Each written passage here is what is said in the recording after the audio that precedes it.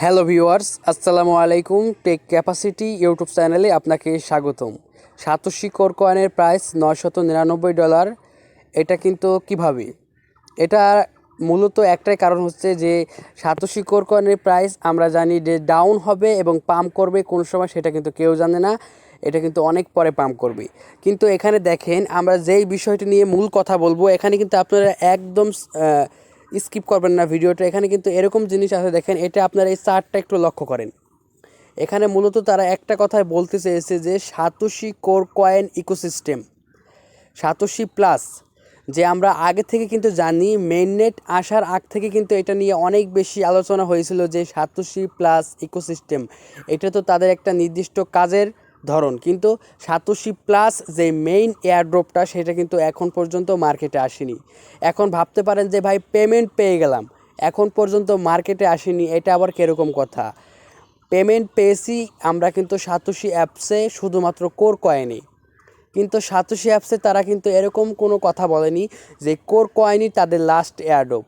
Core coin হচ্ছে তাদের প্রথম একটা এয়ারড্রপ। কিন্তু তারপর টেস্ট কয়েন, যেটা আরও ধরেন অক্টোবর মাস পর্যন্ত কিন্তু ওই টেস্ট কয়েনটাই মাইনিং হবে। আর কিন্তু তারপরে কিন্তু আসবে এই সাতোশি প্লাস মেইন এয়ারড্রপ। ওইটা কিন্তু একদম আরও 1 বছর পর্যন্ত মাইনিং হবে। সেখান থেকে কিন্তু আমরা অনেক বেশি পরিমাণ প্রফিট করতে পারবো। আর হচ্ছে একটা জিনিস কিন্তু আপনারা অবশ্যই মনে রাখবেন, যেই কয়েনের পেছনে ফাইন্যান্স লেখা থাকে, ফাইন্যান্স, যেরকম core finance, CID token finance, তারপর হচ্ছে টিটিটিসি ফাইন্যান্স বা ওয়াইকিং ফাইন্যান্স। দেখেন, আপনাদের একটা জিনিস দেখিয়ে আনি, ফাইন্যান্স টোকেনটার কথা আমি কেন বললাম। কারণ দেখেন, যেই কয়টা টোকেনের পেছনে ফাইন্যান্স খেতাব লাগানো থাকে, ফাইন্যান্স হয়ে ফার্মিং করে আসে, সেই কয়টা টোকেনের কিন্তু ভ্যালু অনেক অনেক বেশি হয়।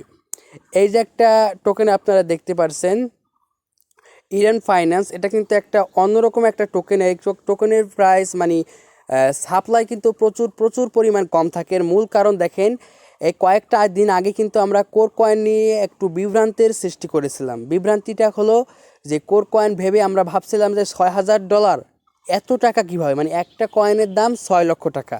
সেটা কিন্তু ফাইন্যান্স, সেটা হচ্ছে কোর ফাইন্যান্স, আর আমাদেরটা হলো শুধুমাত্র কোর। ঠিক ভাবতে সেটার কিন্তু সাপ্লাই ছিল মাত্র 10,000। ভাবতে পারছেন, ওটা যদি আপনি মোবাইল দিয়ে মাইনিং করতেন তাহলে কিন্তু আপনার একটা কোর মাইনিং করতে 1 মাস সময় লাগতো, ফাইন্যান্স কোর। কিন্তু আমরা যে কোরটা মাইনিং করছি ওটা করতে আমাদের 5 থেকে 10 দিন সময় লাগেছে। এখন আপনাদের এখানে আনলাম একটা কারণে, দেখেন যেই কয়টা টোকেনের পাশে দেখবেন ফাইন্যান্স অ্যাড করা রয়েছে, সেই টোকেনের ভ্যালু $500 নিচে আমাকে দেখাতে পারবেন না, 100% দেখাতে পারবেন না। যে কোনো এক্সচেঞ্জার থেকে, যে কোনো ওয়ালেট থেকে, কোনো জায়গা থেকে আমাকে দেখাতে পারবেন না যে $500 নিচে কোনো আছে। আমি ওইটাকে বোঝাতে চাইলাম যে ওই সাতোশি কোর কয়েনের ফাইন্যান্স ঠিক ওরকমভাবে কিন্তু সাতোশি প্লাস ফাইন্যান্স আসবে, একটা এয়ারড্রপ। সেখান থেকে কিন্তু আমরা বড় বড় প্রফিট করতে পারবো যদি আমাদেরকে রেফার স্পিডটা ভালো থাকে। যারা আমরা রেফার করে ফেলেছি তারা কিন্তু আর রেফার করতে পারবো না ওই মানুষজনকে, ওইখান থেকে একটু কমিশন পাবো। কিন্তু যখন সাতোশি প্লাস ফাইন্যান্স আসবে ওই এয়ারড্রপটা, তখন কিন্তু আমাদেরকে নতুনভাবে রেফার করতে হবে। অনেকে কিন্তু টিকটকের রেফার সম্পর্কে জেনেছেন যে টিকটক কিন্তু 2 বছর আগ থেকে কিন্তু রেফার দিত। আমি ওই সময়ের কথা বলছি, তখন কিন্তু এক একটা রেফারের বিনিময়ে তারা 50-60 টাকা দিত।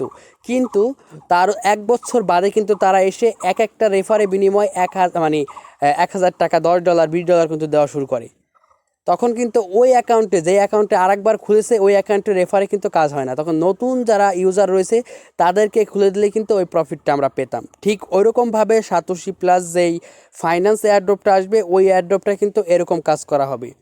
আর সাতোশি প্লাসে আরেকটা জিনিস আপনাদের দেখার দরকার নেই, আপনাদেরকে বলে দিচ্ছি।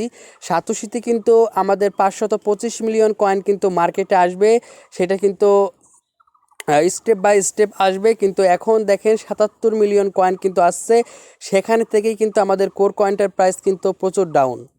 তারপরও কিন্তু পাম্প করার একটা উপায় আছে, সেটা হচ্ছে সবাই যদি কয়েনটাকে হোল্ড করে রাখে কিংবা মেটামাক্সে রাখে। কিন্তু সবাই কি করতেছে, সবাই এক্সচেঞ্জারে নিয়ে যাচ্ছে। আর এক্সচেঞ্জারে নিয়ে যাওয়ার কারণে কিন্তু কয়েনটা মার্কেটে অনেক অনেক বেশি হয়ে যাচ্ছে, যার কারণে কিন্তু প্রাইসটা প্রতিনিয়ত কমে যাচ্ছে। আর এক্সচেঞ্জারে নেবেই না বা কেন ভাই বলেন? কিন্তু যারা অনেকে মেটামাক্সে রাখে, কিন্তু মেটামাক্সে রাখার পর তাদের কয়েনটা উধাও হয়ে যায় তাদের নিজের ভুলের কারণেই। কিন্তু যাই হোক, তারা এক্সচেঞ্জারে রাখে তাদের সম্পদটাকে রক্ষা করার জন্য। কিন্তু এভাবে যাই হোক, কিন্তু আমরা যদি সম্পূর্ণ কয়েনটা মার্কেটে চলে আসে 525 মিলিয়ন, তারপরে কিন্তু এই কোর কোম্পানি থেকে একটা বড় ডিসিশন নেবে যে এই কোর কয়েনটাকে কীভাবে পাম্প করানো যায়। ঠিক পাই কয়েনের মতো তারা কিনে নিয়ে তারা এই কয়েনটাকে পাম্প করিয়ে দেবে।